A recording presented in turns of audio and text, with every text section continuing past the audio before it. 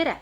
Me oleme oma minikoolitustel rääkinud armastusest, rääkinud tänulikkusest. Ma usun, et sa oled midagi saanud sellist, mida oma igapäeva rutiinidesse lisada. Täna on mul aga üllatuskülaline ja temalt võtan ma väikese intervjuu. Üllatuskülaliseks on Anil, kes on joogaõpetaja. Ta õpetab ka ärikoolitusi, esinemishirmuga tegelemist, samad teemad nagu mul, müügid, strateegiaid ja läbirääkimisi ja õpetab ka samamoodi investeerimist. Nii et kuidas saada endale finantsvabadus. Aga mis kõige olulisem, kõikide asjade aluseks peab temagi eluviisi ja soovitab siis selleks täna mõned mõtted ja ütleb meile siis, kuidas tema arvab, et iga inimene peaks oma eluplaani natukene sättima, nii et ta oleks rohkem energiat ja oleks rohkem sellist sära silmades. Ja siin ta on meie tänane külaline. Ei olnud lõvi. Hello, Anil. Namaste. Anil, we met with you in the cafe and you catch my attention at all. You catch by being very calm, very quiet, very smart, not talking much, but when you were talking, it was so like intelligent talk in between us that I really wanted to have some hints from you for our people, how to maintain your mind and body so that you can be all the time so calm and nice and polite. May I translate first what I told and then you tell me, okay? Yes, please. Ja, ma ütlesin seda Anilile, et ma sain sinuga kokku kohvikus, kus sa minu tähelepanu siis said kätte, püüdsid sellega, et sa olid hästi rahulik, tasakaalukas ja sinu jutt oli selline arukas ja meil oli väga selline kahe intelligentse inimese vestlus ja see tõesti mulle väga meeldis, sest ega siin mul palju selliseid jutupartnereid ei satu.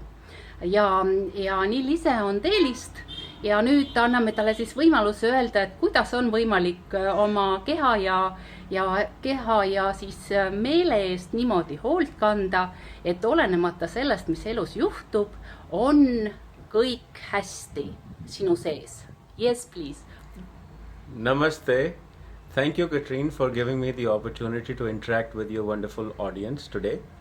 I know that we are all going through this horrible pandemic and we will have to go through it because this is beyond our control. This is not something that we can do anything about. I know that big pharma companies are working to find a solution for this. But in the ancient yoga, which is a science of more than 10,000 years ago, there are already tools and tricks and methods that we can use to go through this. We all have to go through this, but can we go through this happily with a mindfulness, without panicking and without troubling or feeling troubled too much? Just a second, I will translate. Anil tänas mind, et ma andsin talle võimaluse selleks, et teie siin korraks esineda, et me kõik läheme, ma tõlgin mitte täiesti kõiki sõnasi, aga mõtteid tõlgin teile edasi ja võimalikult lihtsalt. Ja Anil ütles, et me kõik käime praegult, läheme läbi raske situatsiooni ja kõik kannatame, aga et küll meditsiinis otsitakse igasuguseid lahendusi, kuid joogal on juba aastatuhandeid olemas erinevad võtted, mis aitaksid meil paremini läbi minna sellest kõigest. Ja. Okay, so every day, so my Estonian friends, yoga has been there for more than 10,000 years. There is a yoga asana for every organ in your body.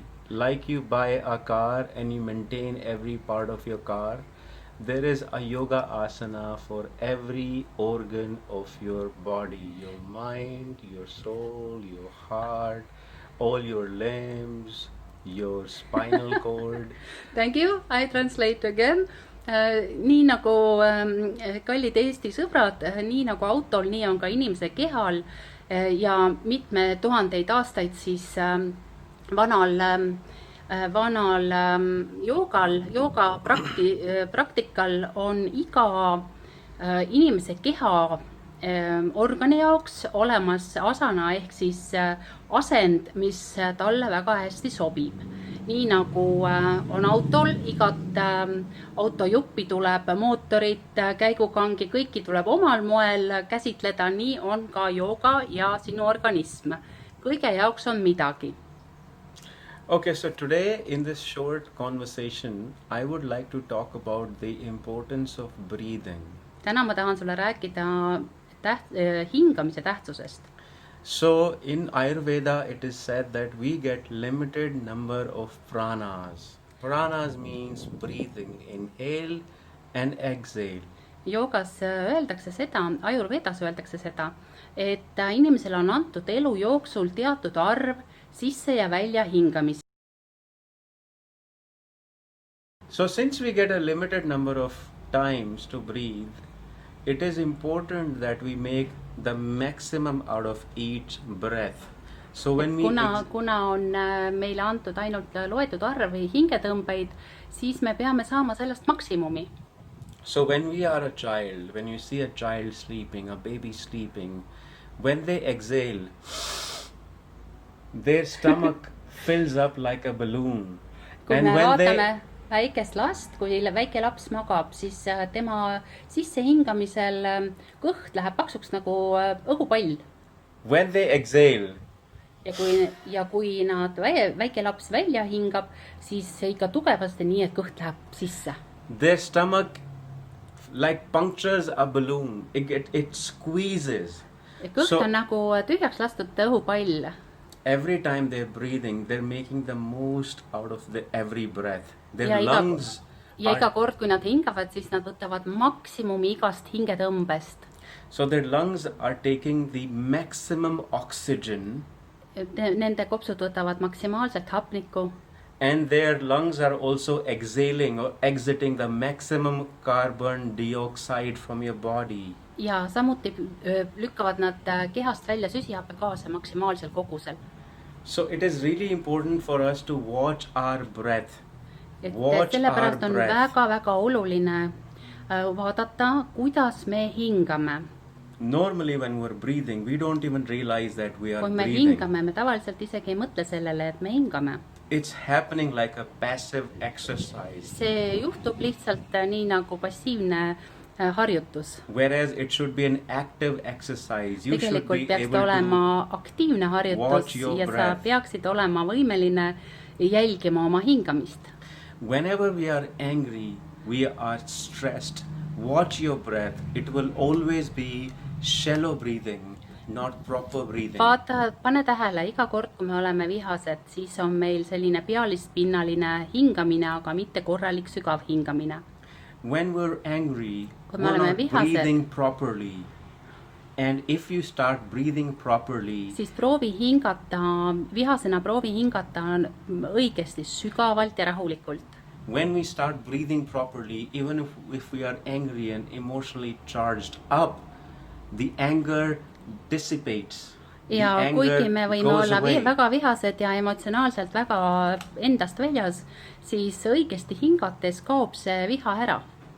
See, our brain is an organ which consumes the maximum oxygen.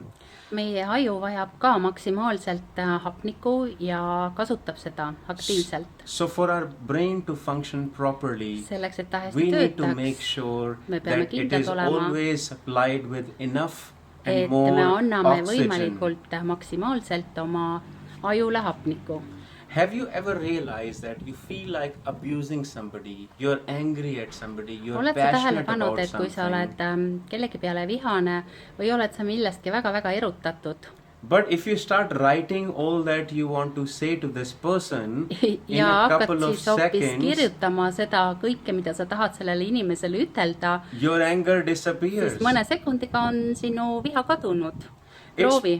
It's because when you're angry, there's a part of your brain called amygdala. It gets hijacked and that is when you have the fight or flight response. Et see on sellepärast, et siis kui sa oled vihane, siis töötab sinu emotsionaalne aju. Aga kui sa annad sellele hetke aega, kas siis hingates või asja välja kirjutades, siis hakkab töötama sinu teine aju osa, kus on loogiline mõtlemine. So whenever you are angry, my Estonian friends, I would invite you to take deep breath. Mil iganes sa oled vihane, mu kallisest Eesti sõber, ma palun sul võtta sügav sisse hingamine, vaata kõht liigub, nii nagu lapsel kõhtu ja siis sügavalt välja.